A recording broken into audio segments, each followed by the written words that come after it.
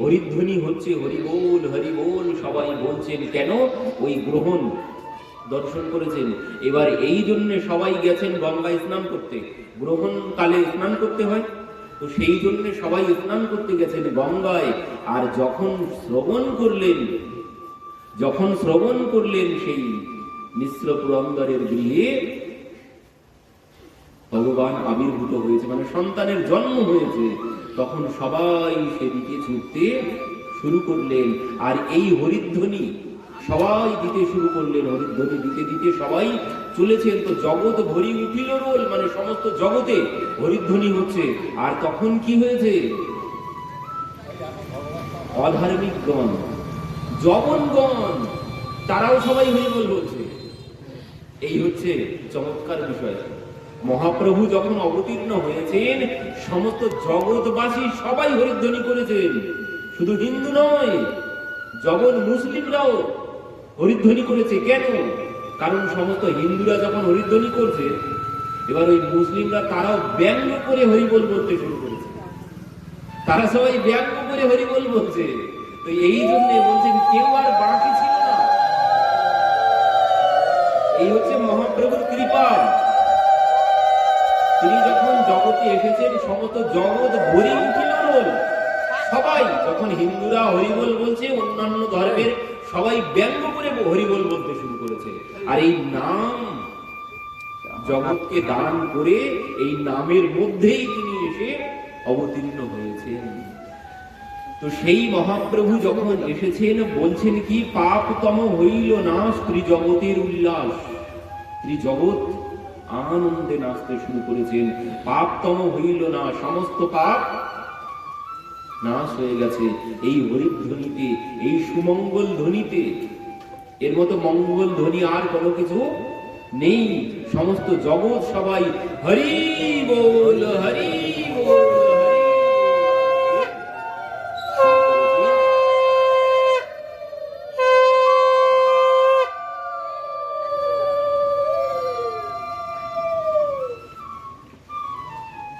এত জানি রাহু কইল চন্দ্রের গ্রহণ, কৃষ্ণ কৃষ্ণ হরি নামে ভাসে ত্রিভুবন। প্রসন্ন হইল জগতের মন, হরি বলি হিন্দুকে হাস্য করে জবন। জগন্গণ তারাও মজা করে হরিধ্বনি দিতে শুরু করেছেন। সংকীর্তন সহিতে প্রভুর অবতার, গ্রহণের ছলে তাহা করিলেন প্রচার। এই গ্রহণের ছলে তিনি প্রচার করে দিলেন সমস্ত জগৎময় এই হরিধ্বনি। জবনগণ তারাও হরিধ্বনি করছেন, আর তাতেই তারা সবাই উদ্ধার হয়ে গেল। পাপী তাপী কিন্তু আর থাকলো না।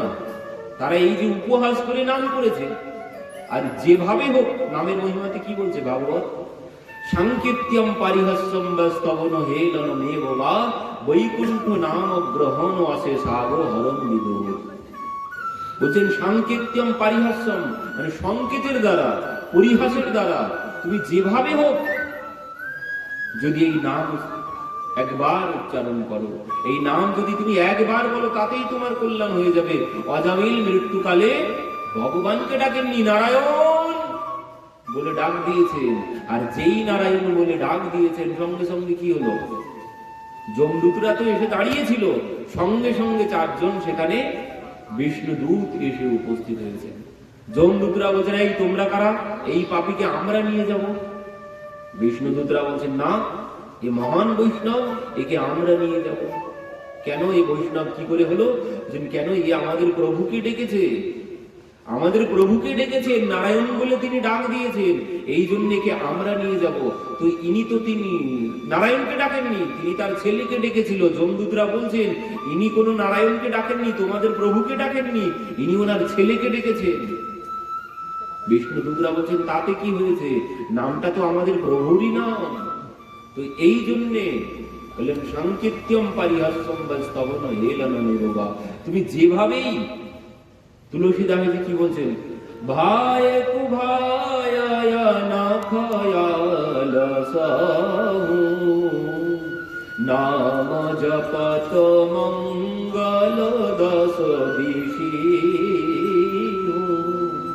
বলছেন ভাই কুভায়ে আনখ আলসাহু, নাম জপত মঙ্গল দশ দিশি যে এই নাম জপ করলেই মঙ্গল হবে, তাই তুমি ভাবে করো আর অভাবে করো আর যেভাবেই করো, যেভাবে হোক নাম তুমি যেভাবেই করবে তাতেই কল্যাণ হবে। যেমন চোখ বন্ধ করে যদি আমি আগুনে হাত দিই তো হাত পুড়বে না? আমি যদি চোখ বন্ধ করে আগুনে হাত দিই হাত পুড়বে, তো চোখ খুলে রেখে আগুনে হাত দিলেও হাত পুড়বে। তো ঠিক তেমন ভগবানের নামও অমন, এ নাম তুমি যেভাবেই করবে তাতেই তোমার কল্যাণ হয়ে যাবে। তো এই জন্য বলছেন জগন্গণ তারাও ব্যঙ্গ করে হরিধ্বনি বলতে হরিধ্বনি করতে শুরু করেছেন, আর এই নাম গ্রহণ করিয়ে তিনি এই জগতে অবতীর্ণ হলেন। তো এদিকে কি হলো তাহলে? দেখুন, গ্রহণ একসাথে তিনটি লেগেছে, গ্রহণ একসাথে তিনটি লেগেছে। কি কি বলছেন? গ্রহণ একসাথে তিনটি হয়েছে।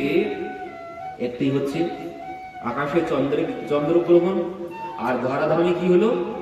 নাম গ্রহণ। যারা নাম করে না কোনোদিন, যারা কোনোদিন হরিবোল বলেনি, সেই জগন্গণ তারাও হরিধ্বনি দিচ্ছে।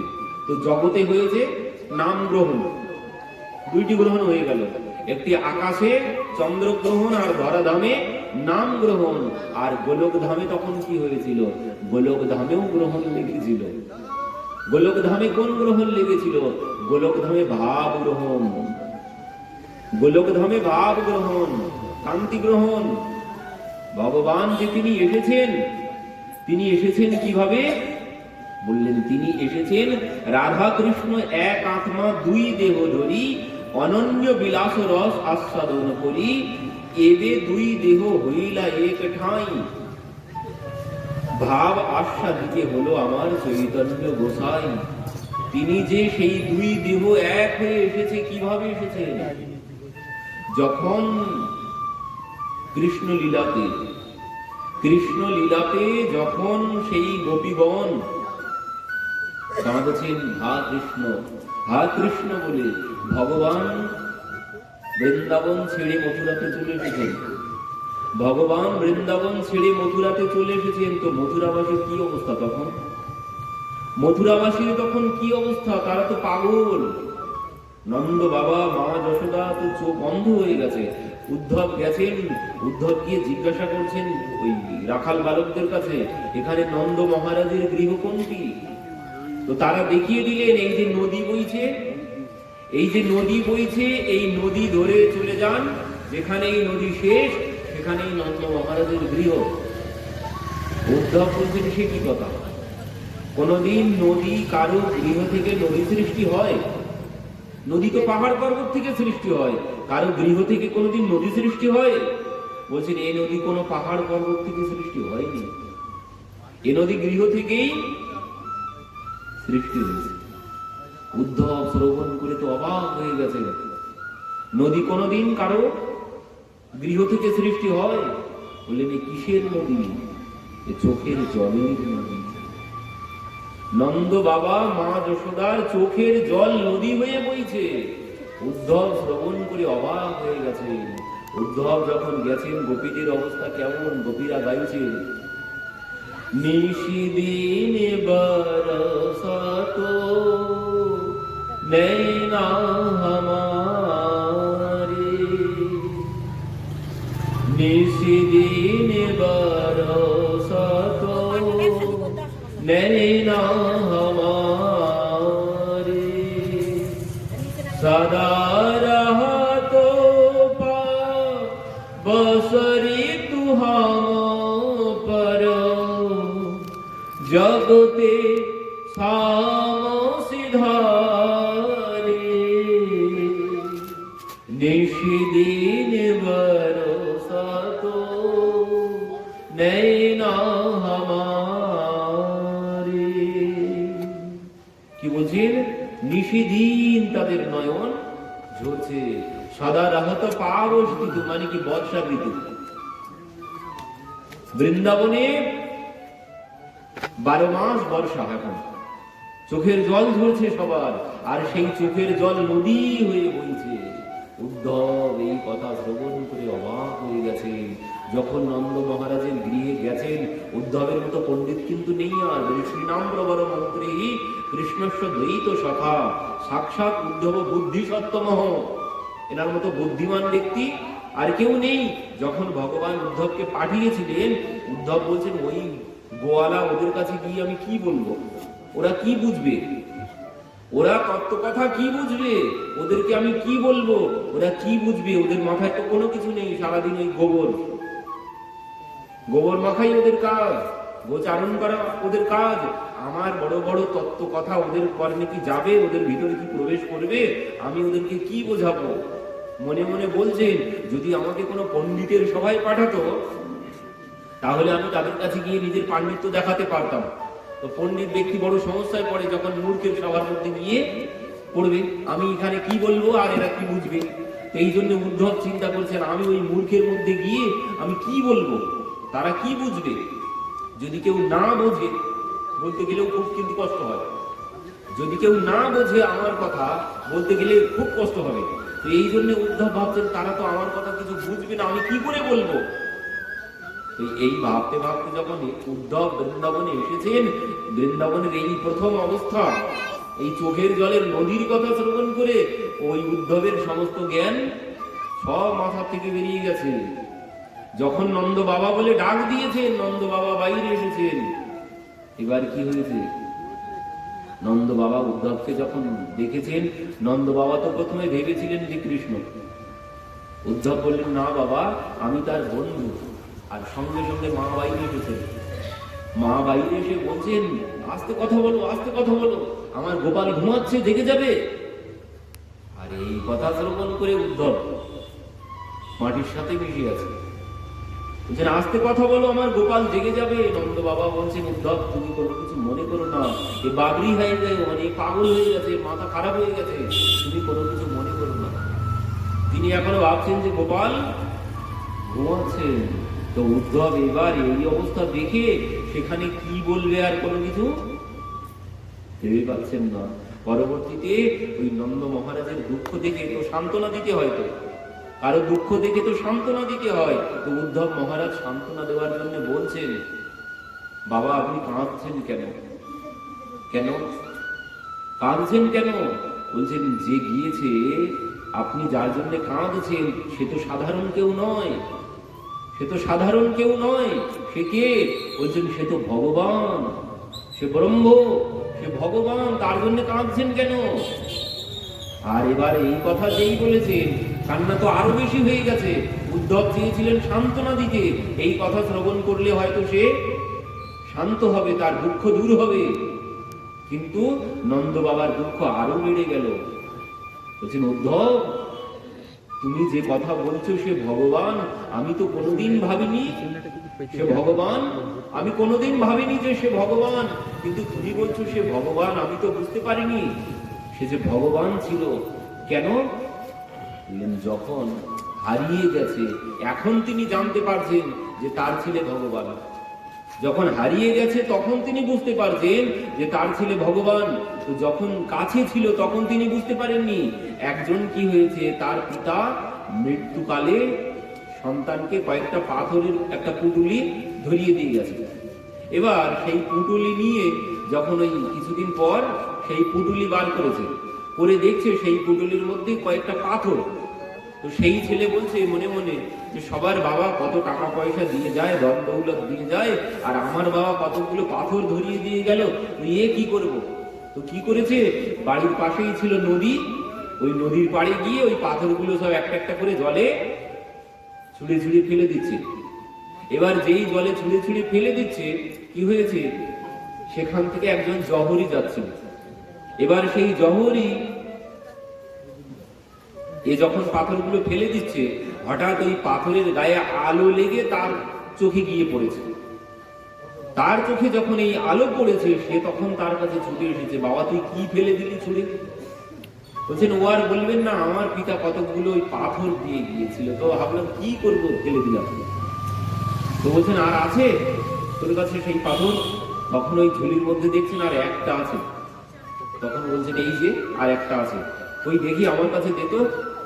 এবার যেই তিনি হাতে নিয়েছেন, নিয়ে কি দেখছেন, এ কোনো সাধারণ পাথর নয়, এগুলো সব হীরা ছিল একটা একটা। হায় হায় বাবা তুই করেছিস কি, তুই যা ফেলে দিয়েছিস এগুলো একটা পাথর ছিল না, এগুলো সব হীরা, হায় সর্বনাশ। এবার কি হবে? এইবার হাইহুতাশ করবে না? এইবার তো হাইহুতাশ আরো বাড়বে। তো এই নন্দ মহারাজের অবস্থা তাই হয়েছে। উদ্ধব সান্ত্বনা দেওয়ার জন্য বলছিল, বাবা তুমি যার জন্য কাঁদছো সে তো তোমার ছেলে ভগবান, তুমি কাঁদছো কেন? এবার নন্দ বাবার দুঃখ আরো বেড়ে গেল। হায় হায় উদ্ধব, তুমি কি বলছো? আমি তো তাকে বুঝতেই পারিনি যে সে ভগবান ছিল। কারণ উদ্ধব কি বলতে হবে, কোথায় কি, দেখুন তার এত অহংকার ছিল। প্রথমে ভাবতে ভাবতে এসেছেন তারা তো মূর্খ, তাদের কাছে গিয়ে আমি কি বলবো। কিন্তু সেই উদ্ধব এখানে এসে ভুলে গেছে যে আমি এখন কি বলতে হবে, মানে কোথায় কি বলতে হবে। উদ্ধব আর কোনো কিছু ভেবে পাচ্ছেন না। ওই যে একটা গল্প ছিল, যেমন ইন্টারভিউ দিতে গেছেন একজন, তো কি হয়েছে, প্রথমে তার আগের ব্যক্তি ইন্টারভিউ দিয়ে চলে এসেছেন, তো তার কাছে জিজ্ঞাসা করছেন এই কি কি বলেছে, তোর কি কি প্রশ্ন ধরেছে। তো আমাকে জিজ্ঞাসা করেছে ভারত স্বাধীন হয়েছিল কত সালে, তো তুই উত্তর কি বললি? তো বলছেন আমি উত্তর বলেছি 1947 সাল 15ই আগস্ট। তো এইভাবে তিনটি বলছেন, আমাকে তিনটি প্রশ্ন ধরেছে। তো পরের প্রশ্ন কি জিজ্ঞাসা করেছে, পরের প্রশ্ন বলছেন এই স্বাধীনতা সংগ্রামী একজনের নাম বলো। তো তুই নাম কার বললি? তো বলছেন আমি নাম বলেছি নেতাজি সুভাষ চন্দ্র বসু। এইভাবে তিনটি প্রশ্ন, তো এই উত্তরগুলো সব লিখে নিয়েছে।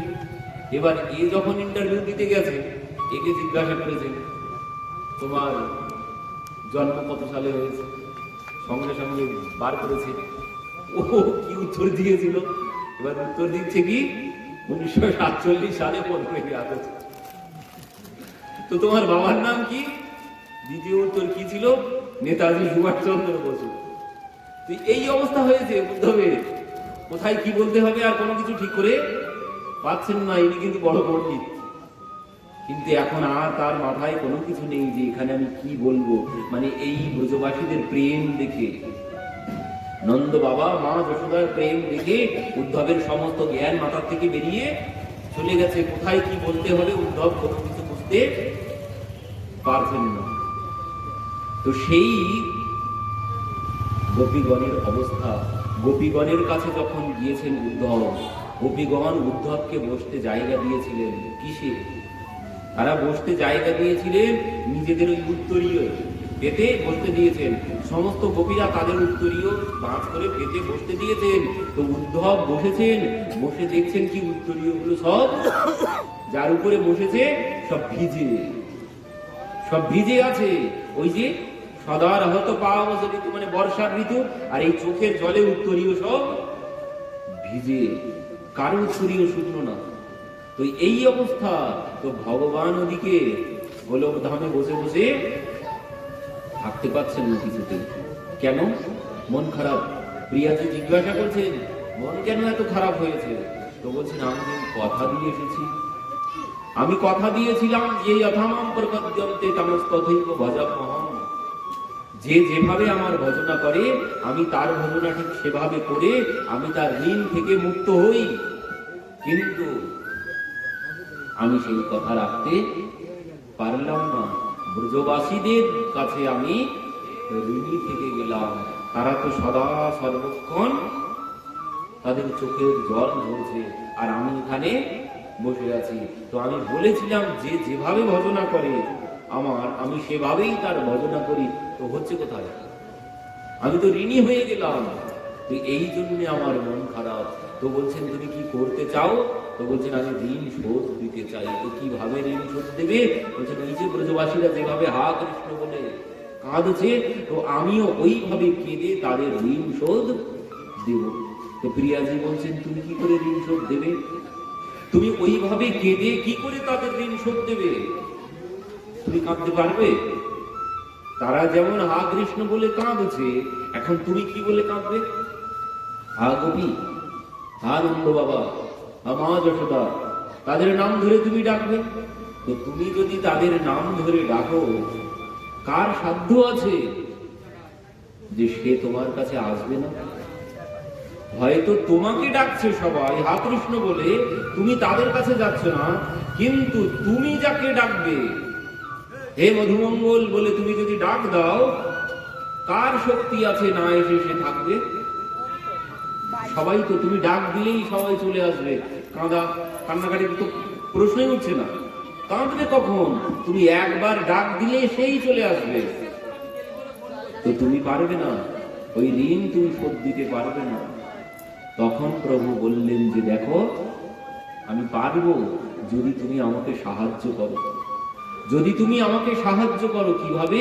বললেন তোমার এই ভাব আর কান্তি যদি তুমি আমাকে দান করো, তাহলে আমি ওই নিজের নাম ধরে নিজেই ডাকবো। অন্য কারোর নাম ধরে ডাকলে তো হবে না, আমি যার নাম ধরে ডাকবো সেই এসে হাজির হয়ে যাবে। আমি যাকে ডাকবো সেই আমার কাছে চলে আসবে, কারণ কেউ থাকতে পারবে না। ভগবান যদি কাউকে ডাক দেন, কার সাধ্য আছে সে বসে থাকবে? ডাক দেওয়ার সাথে সাথেই রাসের বাঁশি যখন বাজিয়েছেন, স্বাগতম বো মহাভাগা প্রিয়ম কিম করবানি বহ, রাসের বাঁশি যখন বাজিয়েছেন, সঙ্গে সঙ্গে সবাই এসে উপস্থিত হয়েছেন। ভগবান পিতা রাত্রি সরুৎফুল্ল মল্লিকা বিক্ষ্বরন্ত্যুম মনুশ্চক্রে যোগ মায়ামুপাশ্রিতা। ভগবান রাসের বাঁশি বাজিয়েছেন, আর যেই বাঁশি বাজিয়েছেন যে যেভাবে ছিল, সুখদেবজি বলছেন লিম্পন্ত প্রময়ন্ত অঞ্জন্ত কাক্ষ লোচনে ব্যস্ত্র অস্ত্র বস্ত্র ভরণা কাশিত কৃষ্ণন্তিকম যজুর। বলছেন কেউ ঘর লেপন করেছিলেন রাত্রিতে খাওয়া দাওয়ার পরে। আগের দিনে মাটির ঘর, খাওয়া দাওয়ার পরে গোবর মাটি নেতা দিয়ে গোবর দিত না সবাই?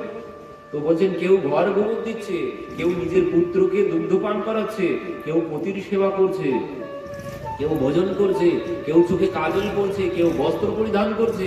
কিন্তু বাঁশি যেই বেজেছে, যে যেভাবে ছিল, এক চোখে কাজল পরেছে ওইভাবে ছুটতে শুরু করেছে, আর এক চোখে করার কোনো সময় হবে না।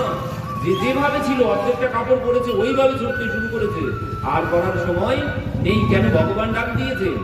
তো ভগবান যখন ডাক দিবেন, কারো কোনো সময় আর হবে না, সঙ্গে সঙ্গে ছুটতে হবে। এর তত্ত্ব কি? রাসের তত্ত্ব কি? রাসের তত্ত্ব হচ্ছে জীবাত্মার সাথে পরমাত্মার মিলনকে বলে রাস। জীবাত্মার সাথে পরমাত্মার মিলনকে বলে রাস। তো আমারও যখন ডাক পড়বে, আমাকেও সঙ্গে সঙ্গে ছুটতে হবে। আর বলতে পারবো না যে দাঁড়াও এই কাজটা এখনো বাকি আছে, আর কারো বলার সময় হবে না। মানে কি, মৃত্যু যখন ডাক দেবে তখন আমাকে ওইভাবেই ছুটতে হবে। গোপীদেরকে ওই ঘরে দরজা বন্ধ করে দিয়েছে, তার পতিরা ঘরে দরজা বন্ধ করে দিয়েছে, কিন্তু কি হলো? তারা দ্বিতীয় শরীর ধারণ করে সেখান থেকে চলে গেছে। এক শরীরে ঘরে বসে আছে, আর এক শরীর ধারণ করে তারা চলে গেছে। এমন শক্তি ছিল গোপীদের। এই গোপী যেমন তেমন বিষয় নয়। আমরা বলি ভগবান রাস করেছেন, কাদের সাথে রাস করেছেন? গোপীদের সাথে। আর এই গোপী কারা? যারা সর্বক্ষণ গভীহি ইন্দ্রিয়হি কৃষ্ণ রসম পিবতি। গোপী যারা ভগবানের রস সুধার মধ্যে সর্বক্ষণ ডুবে থাকতেন, মানে সমস্ত ইন্দ্রিয় দিয়ে যারা কৃষ্ণ রস সুধা পান করেন, কোন বিষয় তারা পান করেন না। ওই যে বললেন বিষয় সকল মত্র নাই কৃষ্ণ নাম তত্ত্ব, ওই বিষয়ের রস কোন গোপী পান করেন না, তারা সর্বক্ষণ কৃষ্ণ রস সুধা পান করেন। তারাই হচ্ছে গোপী। গোপী কোনো শরীরের নাম নয়, কিন্তু গোপী কোনো স্ত্রী না, গোপী কোনো পুরুষ না, গোপী কোনো শরীরের নাম নয়। গোপী একটি ভাবের নাম, সে যে কেউ হতে পারে। কখন হবে? যখন ওই বিষয় বাদ দিয়ে, সংসারের বিষয় বাদ দিয়ে, রূপ রস গন্ধ শব্দ স্পর্শ বাদ দিয়ে, যিনি ভগবানের চিন্তনে, ভগবানের নামের মধ্যে 24 ঘন্টা ডুবে থাকতেন, তিনি হচ্ছে গোপী। এই গোপীগণ সর্বক্ষণ ভগবানের চিন্তনে তারা ডুবে থাকতেন। তো তাদের সাথে ভগবান রাস করেছে। মানে কি, আমি যখন এই রসের মধ্যে ডুবে থাকতে পারবো, তখনই আমিও রাসের সুযোগ লাভ করব। আর এই রাস কি? এই রাস মানে ভগবানকে লাভ করা। এই রাস আমাকেও করতে হবে। এই রাস সবাইকে করতে হবে। যতদিন এই রাস হচ্ছে, ততদিন এই জন্ম মৃত্যু চক্র থেকে কিন্তু মুক্তি নেই। যখন আমি তার কাছে যেতে পারবো, তখনই এই চক্র থেকে আমি মুক্ত হব। আর ওই যাওয়াকেই বলে রাস। আমি যখন ভগবানের কাছে যেতে পারবো, তখনই হবে রাস। আর এই রাস যতদিন না হচ্ছে, ততদিন আমাকে ওই পুনরূপী জন্মনাম, পুনরূপী মরণাম, পুনরূপী জননী জঠরে সবরণ, বারবার জন্মগ্রহণ করতে হবে, বারবার মৃত্যুবরণ করতে হবে। কিন্তু এর থেকে বাঁচতে গেলে একমাত্র কি আছে বলেন, এই কথা, যে কথা আমরা শ্রবণ করছি, কবিরাজ গোস্বামী পাদ বলছেন, দেখুন এই কথার মাহাত্ম্য শুনে নিন একটুখানি। গৌরাঙ্গের আবির্ভাব শুনে যেই জনে কভু দুঃখ নাহি পায়ে জন্মে বা মরণে। গৌরাঙ্গ মহাপ্রভুর আবির্ভাবের কথা যিনি শ্রবণ করবেন, তার দুঃখ আর ওই যে পাপতম হইল না, কোন দুঃখ আর থাকবে না। আরো কি বলছেন, ওইছে প্রভু সচির ঘরে কৃপায় কইল অবতারে, যে ইহা করয়ে শ্রবণে। গৌর প্রভু দয়াময় তারে হয়েন সদয়, সেই পায় তাহার চরণ। কি বলছেন, গৌর প্রভু দয়াময় তারে হয়েন সদয়, সেই পায় তাহার চরণ। পাইয়া মনুষ্য জনম যেই জন না শুনে গৌর গুণ, হেন জন্ম তার বিফলে যায়। তার জনম বিফল। যিনি এই মনুষ্য জন্ম লাভ করে এই কথা শ্রবণ না করবেন, যিনি এই কথা শ্রবণ করবেন, তাকে আর এই জন্ম মৃত্যু চক্রে ঘুরে বেড়াতে হবে না, আর ওই সংসারের দুঃখ তাকে আর ভোগ করতে হবে না। ওই পুনরপি জন্মনাম পুনরপি মরণম পুনরপি জননী জঠরে শয়নম, এই চক্রে আর তাকে ঘুরে বেড়াতে হবে না। তুলসীদাসজি বলছেন, এহ চরিতি জিগাবহি হরিপদ পাবহি, তেনা পড়াই ভব কূপা। এহ চরিতি জিগাবহি হরিপদ পাবহি, তেনা পড়াই ভব কূপা। শ্রী রামচন্দ্র কৃপালু ভজমন, হরণ ভব ভয় দারুণম। বলে নেহ চরিতি জিগাবহি হরিপদ পাবহি, তেন পড়াই ভব কূপা। বলছেন এই কথা যিনি শ্রবণ কীর্তন করবেন, তাকে আর এই ভবকূপে এসে পড়তে হবে না, তাকে আর জন্মগ্রহণ করতে হবে না, যিনি এই কথা মন দিয়ে শ্রবণ করবেন। কিন্তু যিনি শ্রবণ না করবেন, যে তার বিফলে জনম গেল।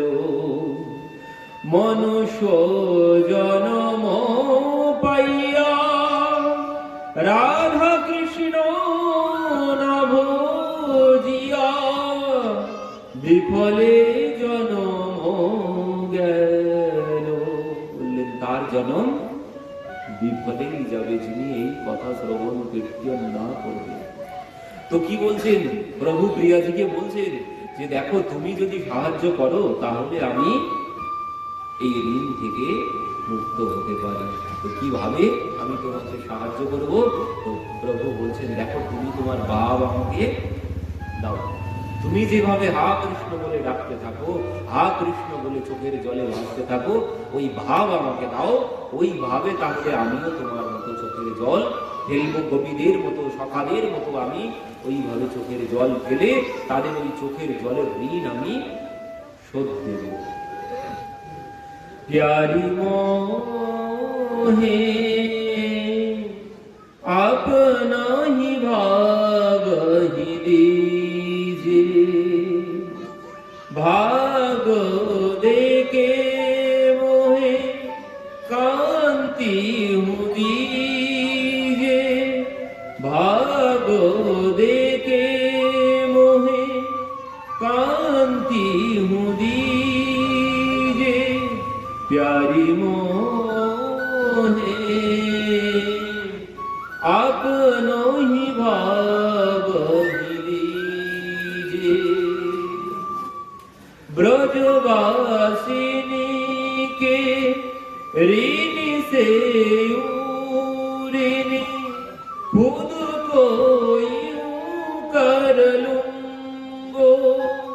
प्यारी मोहे आपनो ही भावहि दीजे। কি বলছেন? ব্রজবাসিনীকে ঋণ সে, বলছেন ব্রজবাসীর ঋণ থেকে আমি মুক্ত হয়ে যাব, তোমার ভাব তুমি আমাকে দাও। তো প্রিয়াজি কি করলেন? নিজ কর কণ্ঠ কি মালা দীনি ভাব প্রকট কর দীনো। নিজ কর কণ্ঠ কি মালা দিনী ভাব প্রকট কর দিনী, মানে প্রিয়াজি নিজের গলা থেকে মালা খুলে প্রভুর গলায় পরিয়ে দিয়েছেন। আর যেই পরিয়ে দিয়েছেন, প্রভু সঙ্গে সঙ্গে হা কৃষ্ণ বলে জেগে উঠেছেন। যেমন প্রিয়াজি, যেমন গোপীরা হা কৃষ্ণ বলে কাঁদছে, প্রভুও হা কৃষ্ণ বলে উঠেছেন। কিন্তু কি হলো, কিছুক্ষণ মধ্যেই সঙ্গে সঙ্গে সে ভাব নষ্ট হয়ে গেল। কেন?